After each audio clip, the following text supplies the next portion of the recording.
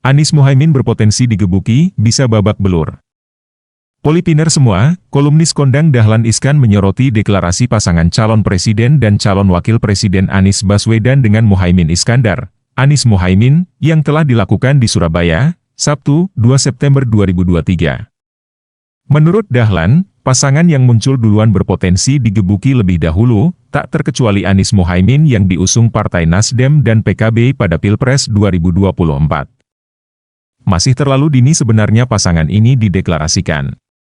Masih ada waktu 2,5 bulan lagi, begitu kata Dahlan melalui tulisannya, di Sway edisi Minggu, 3 September 2023.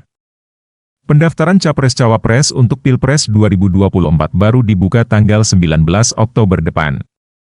5 tahun lalu dua pasangan Capres-Cawapres mendaftar di hari-hari terakhir. Misalnya, pasangan Jokowi Maruf Amin baru mendaftar di hari terakhir, tanggal 10 Agustus 2018. Saat itu Cak Imin ikut ke KPU. Hampir selalu berada di samping KH Maruf Amin. Kemudian, pasangan Prabowo Sandiaga Uno mendaftar ke Komisi Pemilihan Umum, KPU, sehari sebelumnya. Saat itu Ketua Umum Partai Demokrat, AHY, ikut mengantar. Cak Imin dan AHY sudah berpengalaman melihat cara mendaftar ke KPU.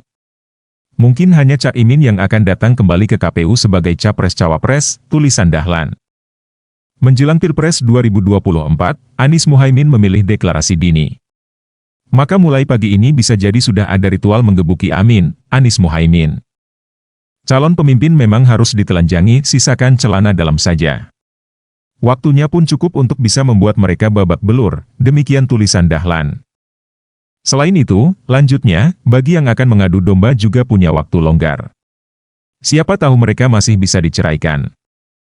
Toh, janur kuning belum melengkung di depan pintu KPU, tulisan Dahlan.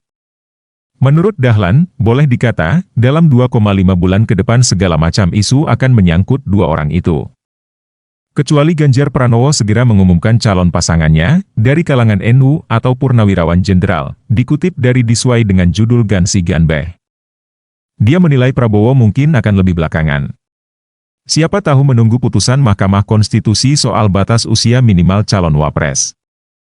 Namun, Ganjar dan Prabowo menurutnya harus berhitung, untung mana cepat-cepat atau mepet-mepet.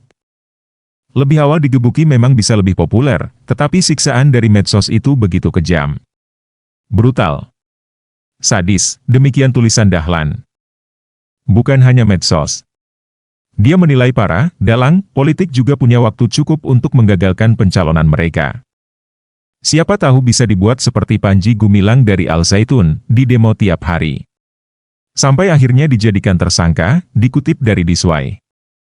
Lalu pasangan satunya lagi juga bisa didalangi, seperti itu.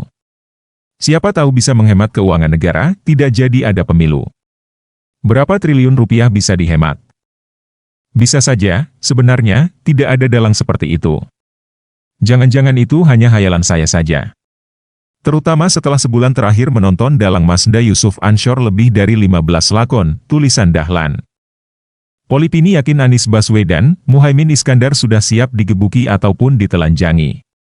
Pak Dahlan hanya melihat pasangan Jokowi, Maruf Amin dan Prabowo, Sandiaga Uno yang daftar mepet-mepet pada Pilpres 2019 tetapi lupa mengingat pada Pilpres 2009 JK, Wiranto deklarasi paling awal. Deklarasi pasangan Capres, Cawapres lebih awal menurut Polipini lebih baik karena pemilih memiliki waktu lebih banyak untuk mempertimbangkan sambil menilai apakah para pengusung pasangan Capres, Cawapres benar-benar menawarkan calon pemimpin untuk kepentingan rakyat atau sekedar mengejar kekuasaan untuk kepentingan mereka.